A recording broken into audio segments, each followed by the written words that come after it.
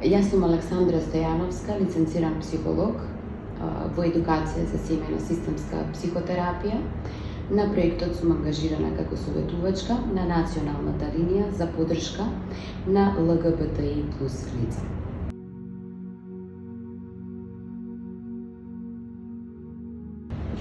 Во текот на адолесценцијата, повеќето млади ќе ја доведат во прашање својата сексуална ориентација на еден или на друг начин. Ова представува еден мощно збунувачки период за младиот човек, бидејќи е сосема можно да се биде емотивно привлечен од едниот пол, но физички од другиот. Во овој период исто така сосема е нормално да чувствуваат привлечност и кон една личност од истиот пол, а да ги привлекува, односно да чувствуваат привлечност физичка кон спротивниот пол. Младите може да бидат збунети од ваквите нивни спротивставени чувства, па од тука велиме дека е сосема нормална оваа нивна несигурност или амбивалентност во врска со својата сексуална ориентација. Во овој период не е невообичаено да младите експериментираат во однос на својата сексуалност, така да истражувањата покажуваат дека некои млади уште од најраната возраст биле свесни за својата сексуална ориентација, но голем е бројот и на оние чија сексуална ориентација воопшто не им била јасна за време на адолесценцијата и им биле потребни многу години за да ја решат својата амбивалентност. Од друга страна пак голем е бројот на хетеросексуални возрастни кои може да се сетат на некои чувства на привлечност кон сопствениот пол за време на адолесценцијата.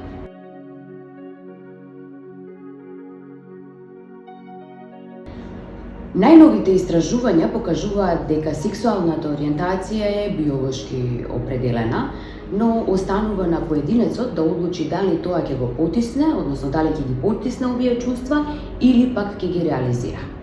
Сепак е значајно да се каже дека потиснувањето или негирањето нема ниту да ја намали нивната моќ, ниту пак ќе направи тие чувства да исчезнат.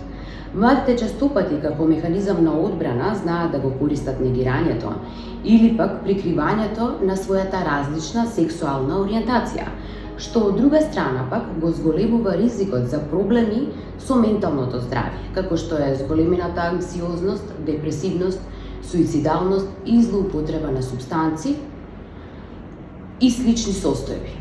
За адолесцентите кои пак се дел од етничкото малцинство, ситуацијата ќе биде уште посложена. Тие имаат задача во исто време покрај сексуалниот да го развиваат и етничкиот идентитет, честопати соочени со стигматизација и критицизам на двојно малцинство.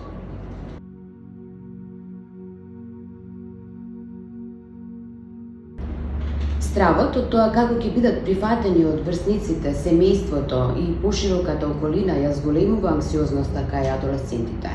Тука постои страв од булинг и неприфаќање од страна на врсниците, па често се забележува една социјална изолација како механизам на одбрана.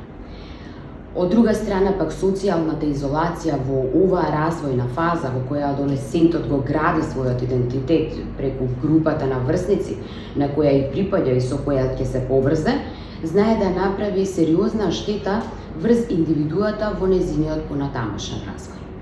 Затоа е особено важно во овој период адолесцентот да најде барем една личност за поддршка со која ќе може да разговара и од која ќе биде прифатен со својата различност.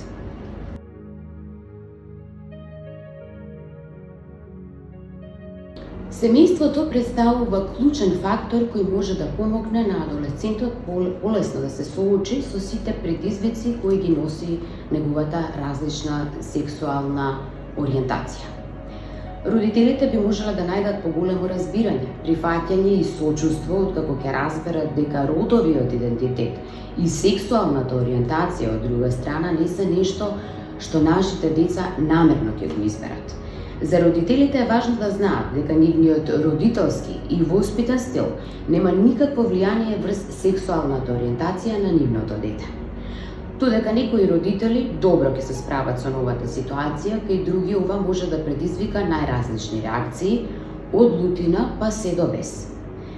Важно е да знаеме дека острите критики, неприфаќањето и обвинувањата служат само за да создадат еден дистанциран однос и оттуѓување, а никако нема да направат промена во однос на сексуалната ориентација на нивното дете. Најдобро е ако родителите се обидат да најдат начин да ги стават настрана своите лични верувања и чувства со цел да им дадат на своите деца безусловна љубов и поддршка во текот на овие чувствителни години.